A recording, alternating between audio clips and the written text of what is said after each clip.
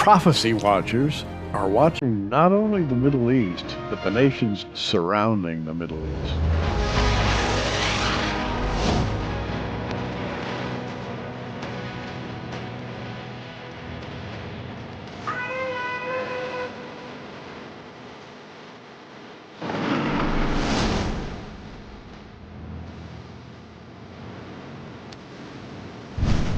And here to talk about the Middle East, after much study, is author and lecturer Bill Salus. Bill, welcome back to Prophecy Watch. Well, thank you for having me, Gary. It's great to be here.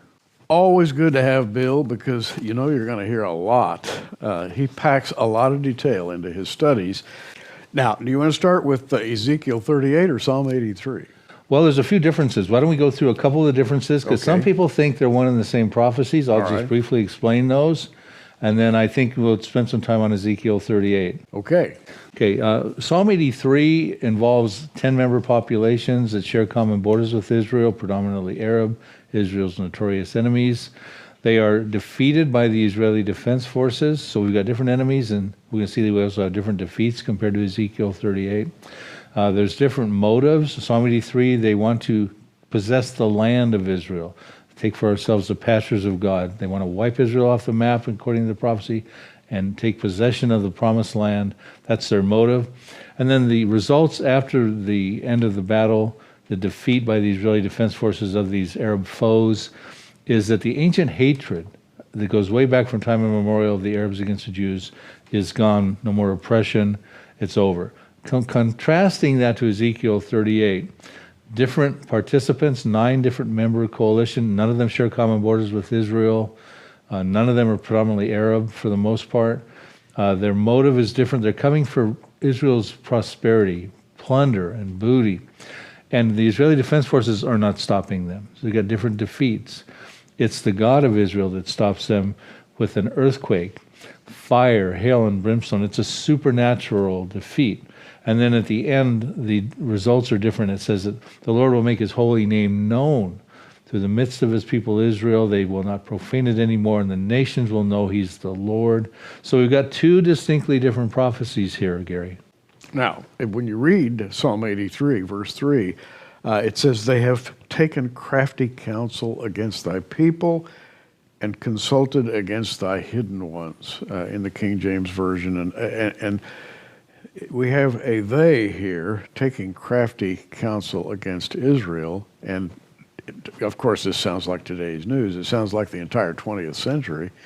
Israel is always being plotted against by somebody or other. No matter where they land, people find a way to plot against the Jews. That's right. So this is very current. In fact, the fact that the Israeli embassy has recently been moved to Jerusalem has just kind of heated things up a little bit. That's right, and we don't know how the dust is going to settle on that, and it very well could lead to an epic war like a Psalm 83 war. It goes on to say in verses 4 and 5 that they form a confederacy against the Jews, and that they want to wipe the nation off, that the name of Israel will be remembered no more. And verses 6 through 8 specify who they are, and it's those Arab countries that surround Israel, share common borders with them. Now, you pointed out that in Psalm 83, there's a sort of an inner circle, the close group of people around national Israel, whereas Psalm 83, Ezekiel 38 talks about a widespread group of enemies, all coming together. Yeah, I call them an outer ring. They don't share common borders with Israel, as I said, and again, their motives are different. But, Ezekiel 38 is a very important prophecy. We've done some shows on Psalm 83 before in your video archives. I thought it would be kind of neat to give some of the details of those 52 verses in Ezekiel 38 and 39. Let's do that. Okay. At your leisure. Because we've got a lot to cover here. Absolutely. The thing I want to start with, when you talk about Ezekiel 38 and 39, everything about those verses and those prophecies inside of that prophecy can be looked at literally. We don't need to allegorize or spiritualize. This we can look at the golden rule of interpretation put forward by David L. Cooper, and I'm going to quote it for the audience. Okay. It says, when the plain sense of Scripture makes common sense, seek no other sense. Therefore, take every word at its primary, ordinary, usual, literal meaning, unless the facts of the immediate context studied in the light of related passages and axiomatic and fundamental truths indicate clearly otherwise. Now, what David L. Cooper is saying there is when the plain sense of Scripture makes common sense seek no other sense. So as we go through the details of Ezekiel 38, we're going to look at everything very literally. There's no reason not to.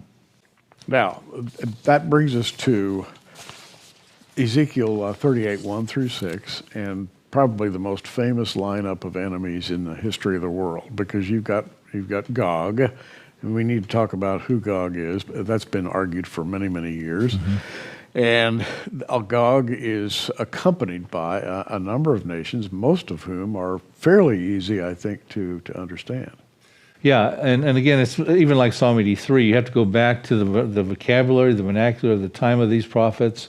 In Ezekiel's case, around 2,500 years ago, he did not have, Germany per se and Russia per se. So he would give us the names of the Gomer and Togarmah and Meshech and so on and so forth. So it's our job to find out who their modern day equivalents are. Mm-hmm. And the general consensus we see that you've got Russia, maybe some of the breakaway Soviet Republic Union states, the southern steppes of Russia, Turkey, Iran's in there as Persia, Ethiopia, Sudan, Somalia, Libya, Algeria, Morocco, Tunisia. These could all be part of it, some of those North African countries, probably all Muslim apart from Russia.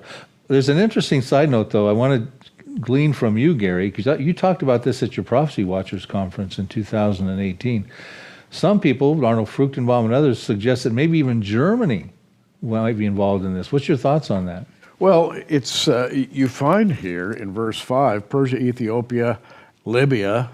We pretty much know who those countries are, what are their territories. And verse 6 says, Gomer and all his bands. And if you go back and just simply look up all of the usages of Gomer in the Old Testament, every reference to Gomer, it's very, very clear that it's the Germanic peoples. Mm. And the Germanic peoples have a dark history of allying themselves with Israel's enemies in the 20th century. This was definitely true, going all the way back to 1918. Mm-hmm. They built a railway down through Turkey over to Armenia for the sole purpose of helping the Turks wipe out the Armenians, who were Christians. So Gomer has a kind of a stained reputation, and here we find Gomer, and I think that's the Germanic peoples in general, allied with the group that comes against Israel, which means this is an awfully big invading force. It is. It's so massive that the Israeli Defense Forces can't stop it, and we find out in the verses we're going to talk about how God stops it. What's interesting to me, though, is that Turkey is involved in Ezekiel 38. We're all clear on that. And you're talking about Germany and Turkey having a relationship that goes back. Way back. And they're going to have a relationship in the future together here. As a matter of fact, is there also not ideas about the Germanic-Turkish Railroad right now that they're working together? Absolutely. In fact, beginning in 1918, and then they've just poured $40 million in the last 6 months as we speak here into the building of this so-called Turco-Germanic railway, which ultimately is going to run all the way to China. Yeah, so a lot of people don't necessarily put Germany in the mix of these Confederate members of Ezekiel 38, but like you say, I think they deserve an honorable mention. They could be involved. Absolutely. Yeah. So we have here Turkey, Iran, Germany, Ethiopia, Sudan, Somalia, Libya. Let's talk about those. What's the status or the status of those countries right now? Yeah, predominantly Muslim, as are the other North African countries we talked about up there, Morocco and Tunisia, et cetera. We have Cush and Put are listed in there, Libya, et cetera. So a lot of us would think the consensus, well, it does go down into those other African countries, both north and on the east side. But what's interesting is the motive of this group is entirely different than Psalm 83. They're coming, and they were told in Ezekiel 38, 7 through 13, we're getting a description of what Israel looks like at that time and what the evil plan is of the invaders. And they're coming after Israel, who's dwelling securely, brought back from the nations of the world in the latter years, dwelling safely without walls, bars, nor gates, very prosperous, because that is what's driving the Russian-led coalition to invade Israel for the plunder and the booty. And what I contend with people is that look, that Israel in part only exists right now, and unless it exists entirely, we can't have the fulfillment of Ezekiel 38. And many of our colleagues tend to suggest that Ezekiel 38 could happen at the present time. Where I kind of part from that is I say, well, look, Israel has walls, bars, or gates. We're looking at everything literally. I'll give you a headline here. There's a 30-foot, this came out recently on the Times of Israel in September of this year. Headline, a 30-foot tall border wall goes up. The IDF says Hezbollah, Lebanese army are colluding. And it goes on to say the Israeli military this week publicly unveiled its 11-kilometer long, 9-meter tall concrete border wall. That's almost like 29 feet tall, if I'm not mistaken. And they talk about to prevent infiltration and sniper attacks. Now, Gary, they used to build walls to prevent infiltration. Matter of fact, just recently, it was talked about Israel found tunnels coming underground from Lebanon, Hezbollah tunnels. And there's other headlines we can talk about walls. There's walls being built around the Gaza. There's walls being built around Jordan. So they're not dwelling without walls, bars, nor gates, and they're not necessarily dwelling securely. And the Hebrew words he uses for dwelling securely are yeshav v'tak. He uses it twice. And it's his definition of it, we go back to Ezekiel 28, is dealing with a security, a dwelling securely because you've dealt with your enemies around you. You no longer have to worry about them or be concerned about them. I'm going to quote Ezekiel 28 verses when he tells us when they will dwell securely. And it's not quite yet. This has to happen, Ezekiel 28 verses 24 through 26.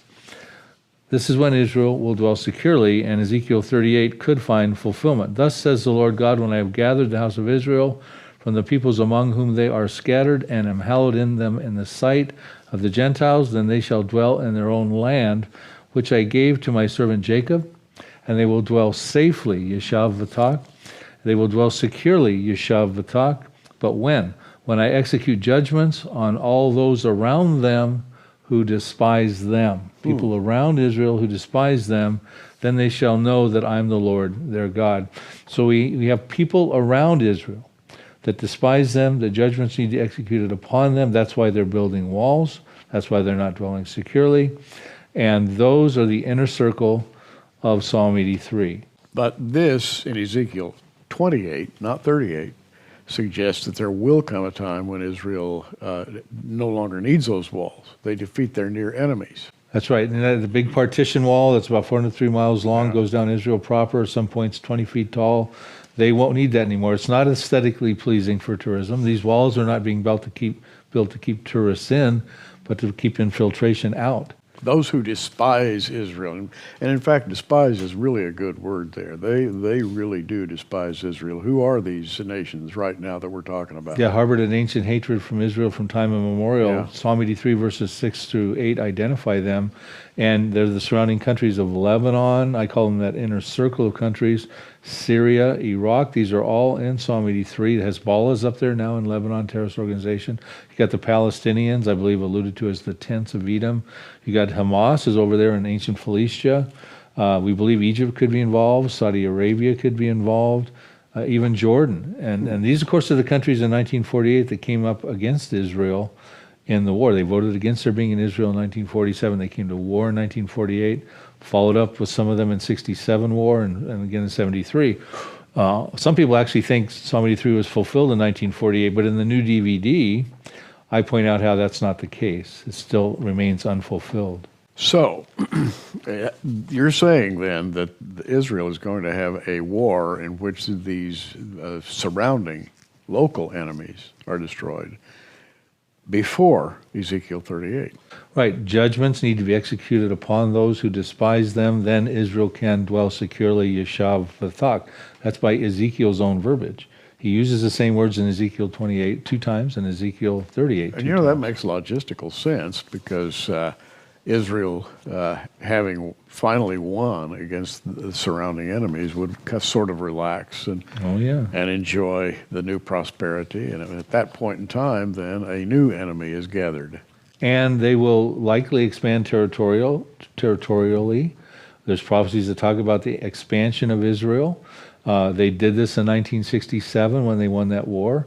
Joshua did it. King David did it, going back thousands of years ago, and it increases the defensibility of their borders. So that Israel is going to be amazing. Like I said in the beginning of the program, when we see Psalm 83 and Ezekiel 38 find fulfillment, the world will look at Israel and the God of Israel entirely differently. Now, let's jump ahead as quickly as we can because we've got a lot of ground to cover here.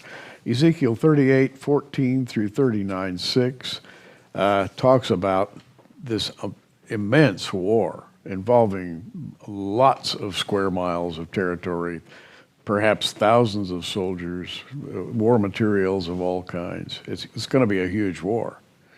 You might even call it a world war. I mean, if you were watching it from a distance, it's because it pulls in so many different people. It's huge. And it says they come from the uttermost parts of the north. And a lot of people, when they look at Ezekiel 38 right now, they just envision the little Israel we have today. Yeah. But, there may be a greater, safer, more prosperous Israel in the near future, especially after the Psalm 83 scenario. So when they start coming from the north, they could be coming across through Lebanon. They could even be coming through Syria onto the northern Jordan. I mean, how expansive will that invasion be if Israel's taken over parts of Jordan at that time? But it's too formidable for the Israeli Defense Forces, who's instrumental in Psalm 83. We don't even see the American forces helping fight Israel. We see God supernaturally stopping these invaders, and we find out there'll be a great earthquake. It says, in that day, at that time, when God shows his fury against these invaders, there'll be a great earthquake. It'll create panic amongst the invaders. It says every man's sword will be against his brother. It'll be pestilence and bloodshed. There'll be flooding rains, great hailstone, fire and brimstone.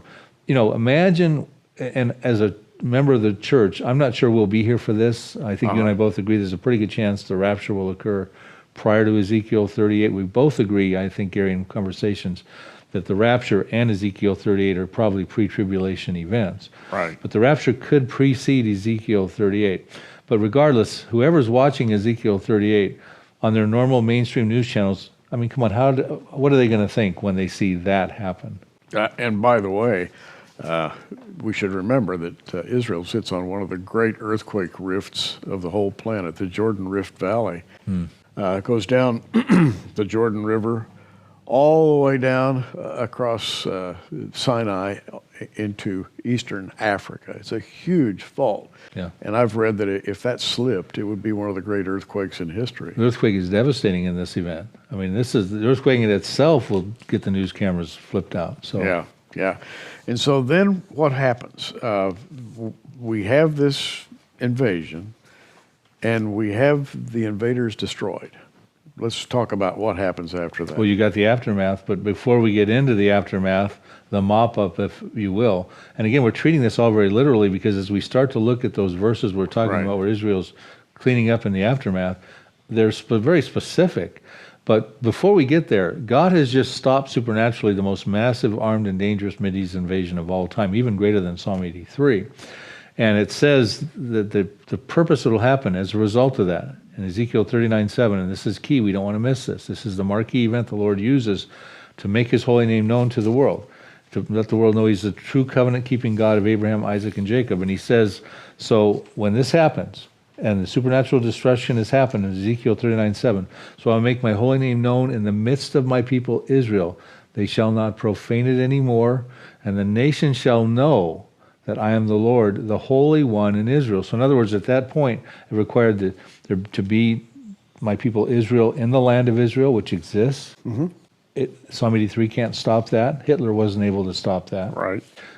Then it also requires the land of Israel to still be under possession of them because it says, I'm the Holy One in Israel.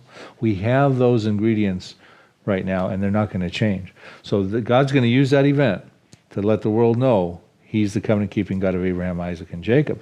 However, that does not mean the whole world will turn to Jesus Christ, will believe in the God of Israel, because we find out in the book of Revelation all the blasphemy that's going on and during the judgments and things like that. But he's given them official notice at that point. This seems like a nuclear war because they're going to be burying dead. Apparently the dead are just lying out in fields everywhere, and there are grave markers. People go out and locate bodies and mark them for burial. So this is going to be unprecedented in its scope. Well, now you're talking about the mop-up with the specific details we get through Ezekiel 39, verses 8 through 16. And you're right. Before we even get to the marking, it says they go out and they start burying the dead for 7 months in a valley east of some sea, very descriptive location. We have to figure out what valley are they talking about at that future time. Is it east of the Mediterranean? Well, that would, are they going to bury them in Tel Aviv? Contaminated corpses? Probably not. Are they going to bury them east of the Sea of Galilee? Probably not. That's dealing with Syria. East of the Dead Sea, if they have possession of Jordan, perfect location in a valley called Magog, meaning the hordes of Gog. Doesn't even exist yet today, but it will exist. And then they'll burn the weapons for 7 years. And it says the world will give renown, they'll respect Israel in the midst of that. And what you're talking about is after the 7 months of burial, there's still contaminated corpses strewn all over. They've got to go mark them. It sounds like a hazmat experience. Professionals go out and mark the dead bones and bodies. Something has wiped soldiers out en masse. In other words, this is huge. And that suggests some field-grade nuclear weapon or something that would just burn people up. Yeah, backfiring on them. Every man's sword will be against his brother. So they're coming down, intending to use these weapons against Israel. But after the defeat, Israel actually takes those weapons and uses them to the advantage of their civilization. They convert them to fuel. They burn the weapons. Amazing dichotomy. And some technologies involved there that didn't exist at the time that Ezekiel wrote this. That's right. How do you convert those types of technologies into usable fuel and energy? And of course, Israel's so brilliant in all these technological areas, they will have a way to do that. Now, what happens to Israel after all this is finished? How does Israel come out in the eyes of the world? Well, they gain world renown. You're watching little Israel, now probably expanded after Psalm 83. Their God has stopped them. The Israeli Defense Forces stopped Ezekiel 38. That got the world's attention. Psalm 83. That got the world's attention. All of a sudden, Israel can't rest on its laurels very long. Here comes this massive Ezekiel 38 invasion, probably not too far behind it, and God stops that, and the world's in awe, and Israel's cleaning up and gaining world renown. And then it goes on to say in Ezekiel 39, verse 17, a very interesting thing that I think we can actually also take literally as well. It says, you have a sacrificial meal. It says, speak to every bird, beast, assemble yourselves, come, gather together from all sides to my sacrificial meal, which I am sacrificing for you, a great sacrificial meal on the mountains of Israel, those very mountains where the invaders were coming in, mountains of Israel from the uttermost parts of the north, that you may eat the flesh and drink the blood of these invaders. Know what's interesting, Gary? A couple headlines for you. So remember, when birds of prey come to feed upon a carcass, they have to be in the local proximity to get there. Birds can't come across the Pacific or Atlantic Ocean because they think there's some food that they're sniffing out across over in Israel, right? They're not going to come from Canada. I doubt it. They've got to be there. Carnivorous birds of prey. This is a phenomenon that's been going on over the last 10 to 20 years in Israel. Here's a few headlines. Now, these are mostly birds of prey. That they're not indigenous birds to the area. Haaretz says on January of 2012, long lost starlings are flying back to Israel. Haaretz News on May 2007, the Iraqi birds that made Aliyah to Israel. They're coming into Israel, the flocks of birds. Times of Israel in January of 2016, why Israel is a pilgrimage site for birds. Just a couple more quick headlines. Haaretz, January of 2017, Israel's 500 million birds, the world's 8th wonder. What's going on? The birds are already coming over. Is that how close Ezekiel 38 could happen? And then January of 2017, Jerusalem Post, the Israeli vulture population is on the rise. So isn't this incredible? It is, and I'll never forget, first trip to Israel, we witnessed clouds of birds of prey, vultures and the like, circling, and I had never seen anything like that in my life. And our tour guide at the time noted that there seemed to be more and more of them in recent years. Yeah, when the sacrificial meal occurs, they're not going to be taking 2 weeks to migrate from other countries. They've got to be right there, and they got to be indigenous at that time. Very interesting. So, review for me Ezekiel 38. What, in a minute or two, what do you see concerning this war relative to the tribulation, relative to where we are right now? Well, the timing of Ezekiel 38, and I don't know if we'll have time to go through it right now, but when I look at all the potential timings, since it has a few preconditions, I do believe it won't happen at the present time until Israel's dwelling securely without walls, bars, or gates, and that sort of thing. We talked about that. Judgments have to be executed. But what's interesting is that they're burning weapons for 7 years. And if you understand the timeline, they could burn weapons for 3.5 years before the tribulation. They could burn weapons 3.5 years into the first half of the tribulation because they're living in a pseudo-peace. They've had a false covenant confirmed. The Antichrist is involved in that. They feel they're living at peace. But even Jesus tells them in Matthew 24:15, at the middle of the tribulation, the Antichrist goes into the temple, does an abominable act, and he says, you need to flee. Flee to the mountains. Get out of the area because the Antichrist is then going to try to commit genocide of the Jewish people. So a lot of us would tend to think that this has to happen as a pre-tribulation event. They could burn weapons for 3.5 years before the tribulation, 3.5 years into the tribulation, but that would be the best timing that I could come up with. It's got to happen before the tribulation. The Next Prophecies by Bill Salus. Psalm 83, Ezekiel 38, Mystery Babylon. We haven't even talked about that yet, but you discuss a number of different subjects here, and I don't have time to list them all. But one thing about Bill, and I've talked with him enough to know this, he's very methodical, does not leave anything out. And when you have gone through a study with Bill, you've gone through a study. And that's why I would recommend The Next Prophecies.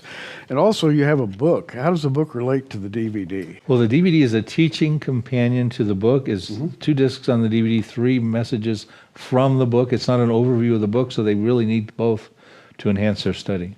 And as a matter of fact, we have both. If you order The Next Prophecies, the book, The Next Prophecies, the DVD, we're going to include free Bill's earlier book called Psalm 83, in which he first outlines his analysis of Psalm 83 as a prophecy.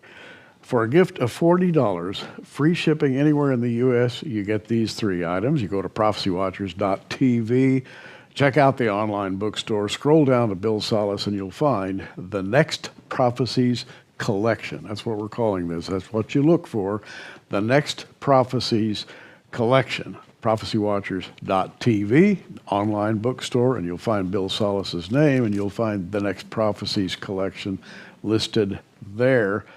And believe me, there's a lot more information than Bill and I have had time to impart in the last few minutes. Bill, I wish we had more time, but we're coming to the end of our allotted 30 minutes. Yeah, and one of the things I'm glad you're offering the Psalm 83 book with them, because one of the messages we've kind of been talking about includes information on Psalm 83 that I think a lot of the viewers want to know.